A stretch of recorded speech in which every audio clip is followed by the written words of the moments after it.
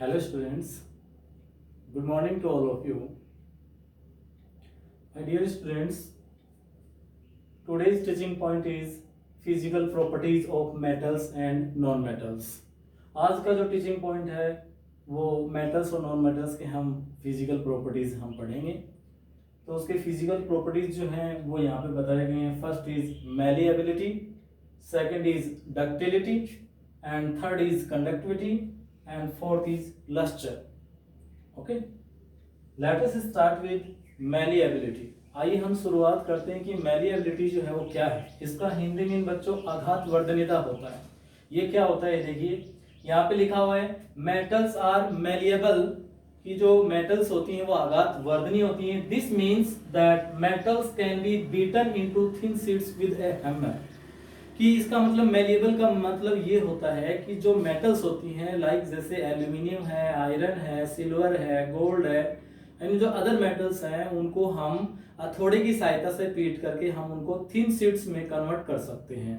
तो ये जो प्रॉपर्टी होता है, ये मेटल्स का जो प्रॉपर्टी होता है, ये प्रॉपर्टी क्या कहलाता है? मेलिएबिलिटी कहलाता है, आघात वर्धनीयता कहलाता है।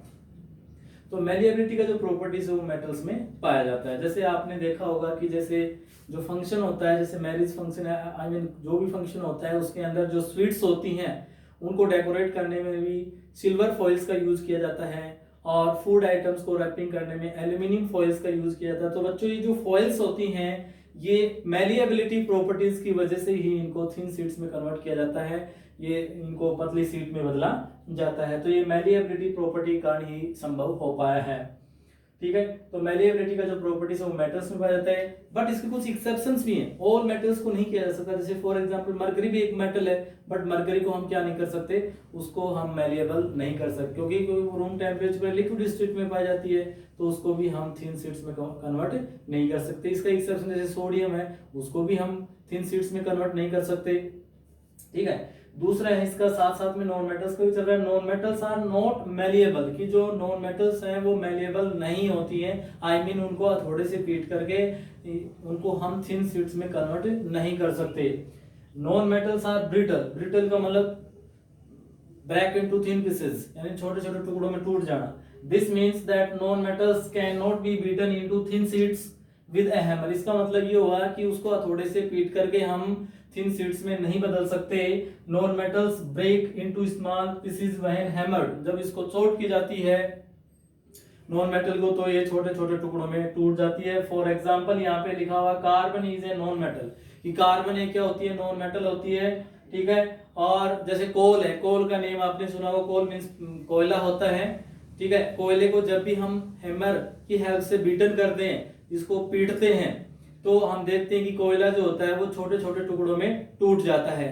तो so we can say that coal is a example of non metal because coal contains carbon and carbon is also example of non metal. Okay, तो non metal जो है उनको हम thin sheets में convert नहीं कर सकते, so we can say that non metals do not have malleability property. Second, ductility. ductility का मीन होता है तन्यता। अब ये तन्यता क्या होता है देखिए, metals are ductile, metals जो होती हैं वो तन्य होती हैं। This means metals can be drawn into wires, मतलब ये हुआ कि जो मेटल्स हैं बच्चों उनको खींच करके या स्ट्रेच्ड करके उनको तान करके उनको वायर बनाए जा सकते हैं, उनके तार खींचे जा सकते हैं। ये जो प्रॉपर्टी है वो मेटल्स में पाया जाता है। ये जो प्रॉपर्टी है डक्टाइल का, डक्टिलिटी का जो प्रॉपर्टी है वो जैसे एल्यूमिनियम में, कॉपर में, जिंक में, सिल्वर में, गोल्ड में। गोल्ड जो होती है बच्चों वो मोस्ट डक्टाइल मेटल होती है। 1 ग्राम सोने से 100 मीटर का वायर जो है वो खींचा जा सकता है। 100 मीटर का वायर जो वो खींचा जा सकता है 1 ग्राम सोने से।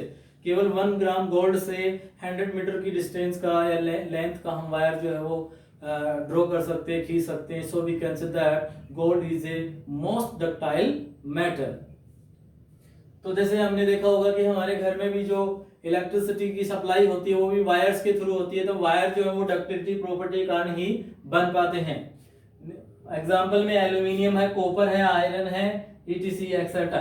Non metals are not ductile, मतलब कि नॉन मेटल जो होती है वो डक्टाइल नहीं होती है, मतलब कि वो तन्य नहीं होती हैं, आई मीन उनके हम वायर नहीं खींच सकते हैं। Okay, third property is conductivity. Conductivity का मतलब होता है चालकता। चालकता क्या होता है? Metals are good conductors of heat and electricity. की जो मेटल्स होती हैं, जैसे कि बच्चों बताया, मेटल जैसे आयरन है, कॉपर है, एल्यूमिनियम, गोल्ड है, सिल्वर है, these are examples of metals. These metals are good conductors of heat and electricity, यानी ये ऊष्मा और विद्युत की सुचालक होती हैं। इनके अंदर हीट और इलेक्ट्रिक करंट जो है वो फ्लो या पास हो सकता है। For example copper, silver, gold, aluminium, iron.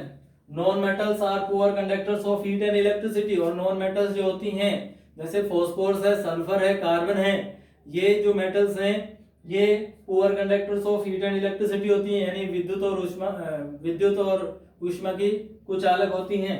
Sulphur and coal do not conduct heat और इलेक्ट्रिसिटी।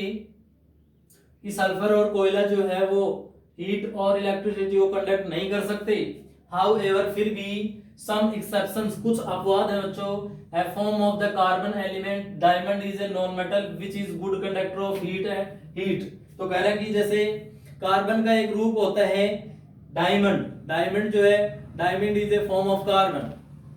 कार्बन के 3 फॉर्म्स होते हैं, डायमंड, ग्रेफाइट और फुल रिंग। ये कार्बन एलिमेंट के 3 फॉर्म्स होते हैं, 3 रूप होते हैं। तो इनमें से जो डायमंड है वो बच्चों एक नॉन मेटल का एग्जांपल है, बट ये क्या होता है? ये गुड कंडक्टर ऑफ हीट होता है, आई मीन ये ऊष्मा का सुचालक होता है। फिर आगे दिखाया गया and another form of carbon element graphite. Graphite भी एक कार्बन का रूप होता है, is non metal which is good conductor of electricity. और ग्रेफाइट जो होता है वो विद्युत का सुचालक होता है। ग्रेफाइट के अंदर इलेक्ट्रिक करंट जो वो पास हो सकता है। तो ये बच्चों क्या है? एक्सेप्शंस है, कुछ अपवाद हैं।